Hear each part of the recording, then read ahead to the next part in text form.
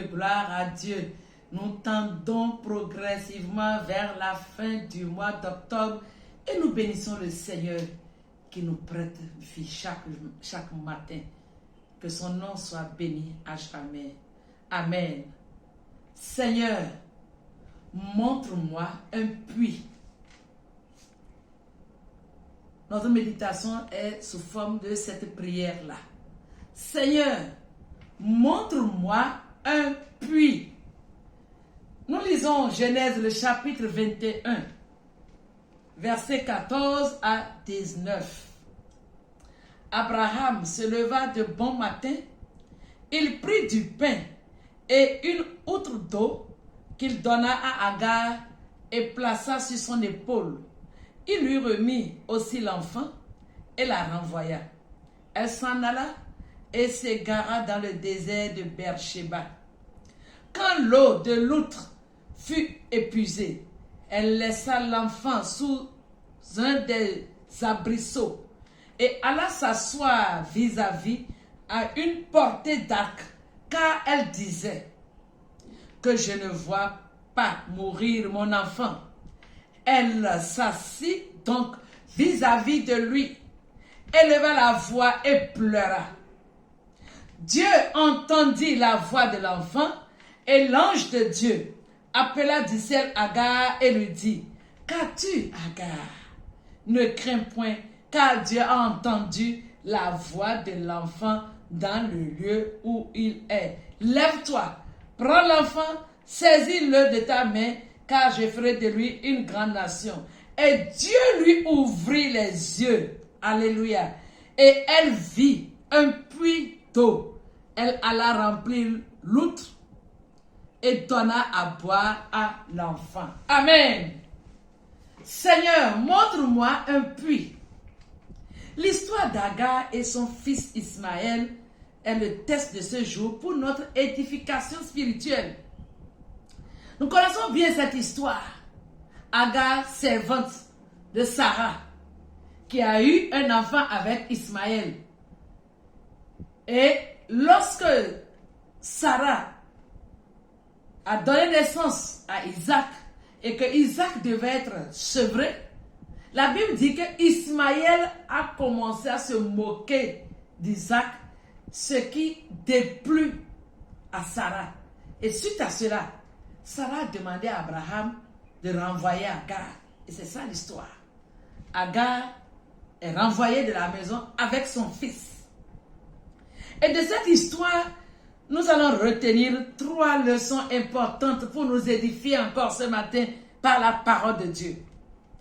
Agar et son fils ont quitté la maison et la Bible dit ils se sont égarés dans le désert de Beersheba. Vous savez le désert, quand on dit le désert et vous vous égarez dans le désert, c'est difficile. Et puis, l'eau qu'ils avaient dans leur outre, dans leur goutte, termina. Il n'y avait plus une goutte d'eau.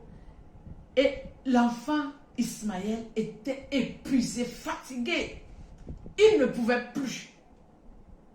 Et la Bible dit, Agar, ne voulant pas voir son fils mourir sous ses yeux, elle le déposa à une certaine distance et s'assit et se mit à pleurer. Parce qu'il n'y avait plus de solution. Ils étaient tous épuisés. Et la première leçon que nous tirons de cette histoire est la suivante. Dieu est toujours prêt à nous aider quand nous sommes dans l'épreuve. Dieu est toujours prêt à nous aider. Pour cela, nous ne devons pas nous relâcher, mais au contraire, nous efforcer à aller vers lui, à crier vers lui. Agar et son fils, épuisés par la fatigue, ne savaient plus quoi faire. Agar s'éloigna de son fils pour ne pas le voir mourir. Et en ce moment, Ismaël, qui était déjà un jeune adolescent, les commentateurs disent qu'il devait avoir environ 17 ans. Et ce garçon, certainement, avait déjà vu son père Abraham invoquer Dieu. Lui, contrairement à sa mère Agar, certainement, il a commencé à crier, à prier, demander, implorer le secours de Dieu. Le verset 17 dit, Dieu entendit la voix de l'enfant. Amen. Et l'ange de Dieu appela Agar et la Bible dit, quand un malheureux crie, l'Éternel entend et le délivre toujours. Frères et sœurs, si tu es dans une épreuve en ce moment même, crie à Dieu, appelle-le. Il est prêt à te venir en aide. Agar pleurait, mais Ismaël lui cria à Dieu et Dieu entendit sa voix. Et Dieu veut entendre ta voix ce matin. Crie à lui dans cette épreuve, il t'entendra. Deuxième leçon, le secours de Dieu est toujours à ta portée. Pendant que Agar pleurait, Dieu lui ouvrit les yeux et lui montra un puits juste à côté d'elle. Il y a toujours une solution à ton problème, mon frère et ma soeur, juste à ta portée. Juste à côté de toi. Il faut seulement que Dieu ouvre tes yeux pour que tu puisses l'apercevoir. C'est là que j'ai pris notre thème. Seigneur, montre-moi un puits. C'est-à-dire ce qui me permettra de continuer ma marche. Peut-être que tu es bloqué dans ton activité, bloqué dans ton problème. Tu es épuisé physiquement, épuisé moralement, épuisé émotionnellement, épuisé financièrement. Tu ne sais plus quoi faire, tu es bloqué. Tu peux faire cette prière. Seigneur, montre-moi un puits. C'est-à-dire, montre-moi le chemin. Montre-moi la voie. Montre-moi la solution. Montre-moi la porte de sortie. Vous savez, dans les moments de trouble, lorsque nous sommes dans les difficultés, on ne voit pas souvent les moyens de grâce que Dieu met à notre portée. On peut être aveuglé. Mais on peut crier, Seigneur, ouvre mes yeux pour que je voie cette porte de sortie. Montre-moi la solution. Montre-moi certainement le bon chemin à prendre pour que je sorte de cette situation-là. Mon mari avait l'habitude de dire ceci. La nourriture du crapaud ne sera jamais sur l'arbre. Oui, la nourriture du crapaud ne sera jamais sur l'arbre. Puisque le crapaud ne peut pas monter sur l'arbre, Dieu ne va pas mettre la nourriture du crapaud sur l'arbre. Pour dire quoi? Ce qui te revient ne sera pas inaccessible. C'est juste à côté de toi. Et ce matin, tu as besoin de dire au Seigneur, ouvre mes yeux pour que je puisse voir la solution. La solution est juste à ta portée. Que Dieu ouvre tes yeux. Quand Dieu a ouvert les yeux d'Agar, elle a vu juste à côté un puits. Elle alla puiser l'eau, donna à boire à son enfant. Et les deux ont continué la marche. Ils ne sont pas morts. Parce que la solution était juste à côté. Il fallait que Dieu ouvre ses yeux pour qu'elle voie. Le puits était toujours là, mais elle n'avait pas vu.